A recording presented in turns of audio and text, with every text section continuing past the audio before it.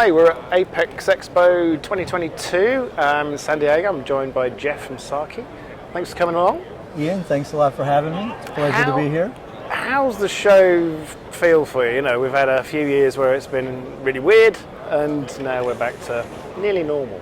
Well, I would say that if you compare it to last year's show, we're 1,000% more attendance. Yeah. Going a whole year without a show is pretty unusual. I think it's great to see people upright and back at the show and people talking about gear. Maybe this is a transition back to the way it's been over the last few years, but everybody really didn't know what this was going to be like. How many suppliers are going to be here? How many customers are going to be here? And it's probably meeting everybody's expectations, I would guess. Yeah. Generally, people seem happy. That's the good thing. And I guess people came with fairly low expectations anyway. Yeah, I think, it's difficult. One of the biggest challenges that all of us suppliers have had over the last 2 years is mobility and being able to see customers and customers being able to see us. And there are a lot of customers here in the U.S. that are still on restrictions. They can't travel. Yeah. So the interesting thing about this show is that even though there are fewer customers traveling here, it's highly probable that the ones that are here are pretty serious about buying some gear, or they wouldn't have been allowed to come. Yeah. So I think that there's probably a pretty good high-quality customer in the building. Yeah. Are you bringing anything new to the show this year? Well, a couple of interesting things that we have seen is that, traceability is a big thing. Accountability is a big thing.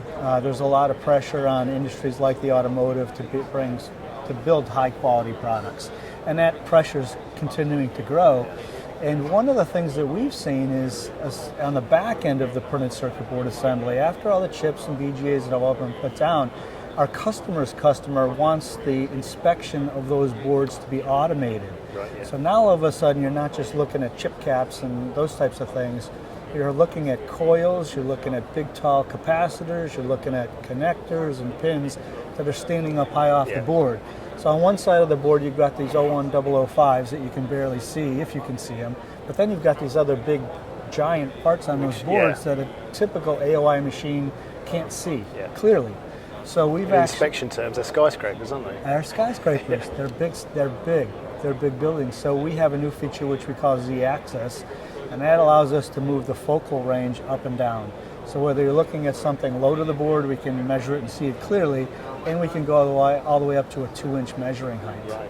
So 2 inches in printed circuit board assembly is like a mile. Yeah. So we have the ability to look at the tops of those devices and do everything, offsets and height and angle and polarity and markings and all those types of things. Yeah. So we recently took an order from one customer in the last 2 weeks for $2 million. Okay. And it was all back-end stuff. Really? And it's a lot of that's driven by the automotive industry. Yeah. So that's been an interesting one for us, and it's kind of a part of the market that we haven't had a chance to experience until we came out with this new functionality. So the Z-Axis feature is a really cool one. And then the other thing that's really interesting, we're all in a transition in this industry. Over 40 years, these things kind of come and go. But the other interesting thing is the world of X-ray. Because we have more and more leadless devices now. We have a lot of different size, BGA type packages, different IOs. We have package on package now, which are even more complex. And, X-ray machines 5 years ago was kind of like a nice to have. Right. But now we're in a situation where it's a gotta have.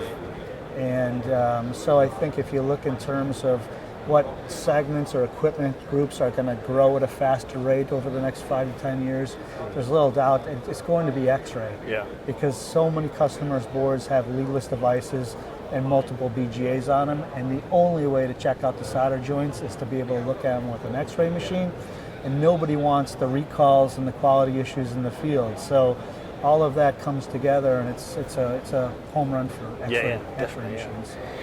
And you said 40 years of being in the industry. 40 years. 40 years, yeah. Congratulations. Obviously. Thank you. But in that 40 years, have you seen the rate of innovation and change as quickly as it is now? Well, I think, it's one of those things where if you were in the industry every day, every year, the evolution happens relatively slow, so you get used to it along the way. If you were in it for 10 years and left for a couple of years and then came back and looked at it, you'd see that contrast and that difference. So we kind of on the front end of the evolution, and we see all that.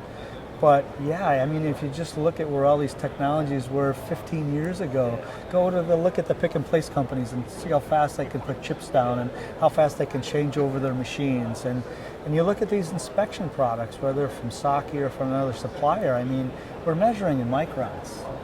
You know, and microns are pretty small. Yeah. So, you know, the technology's moved a long way. And another big technology now is all the AI, all the artificial intelligence. You know, part of Industry 4.0 is letting computers make more and more decisions, right?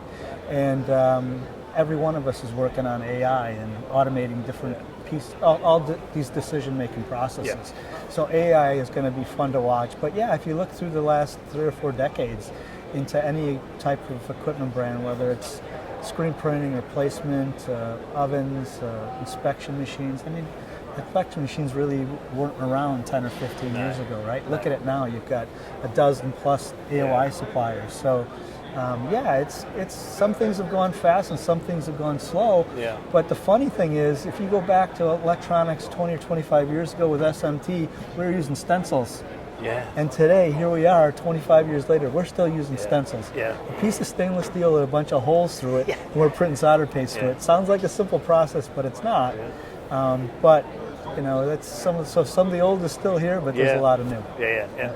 And it's exciting times to be in the industry still, isn't it? Pardon me? It's exciting times to be in the industry. Isn't it? Yeah, I mean, for those of us, I always tell people when I joined, I got the 99-year to life sentence, and there's no getting away. Yeah. But it is exciting because if you're an industry guy and you're a techie guy, there's a lot of cool technology in here. So it's always interesting. And the customer's challenges never get any easier. No. You know, you thought that you had something figured out, and then all of a sudden you got a different component you have to deal with. You know, how are we going to handle 01005s, and how are we going to do an inventory on this stuff, and how are we going to inspect it, and how are we going to rework it? There's no shortages of challenges to solution out there. Well, here's to another 40 years in the industry. Thank you very much. Thank you for that, but I don't think it's going to be me. Maybe not a compliment. Yeah. But thank you very much. Thanks for sparing the time to come and talk to us. Appreciate Pleasure it. to meet you. Thank you. Thank you.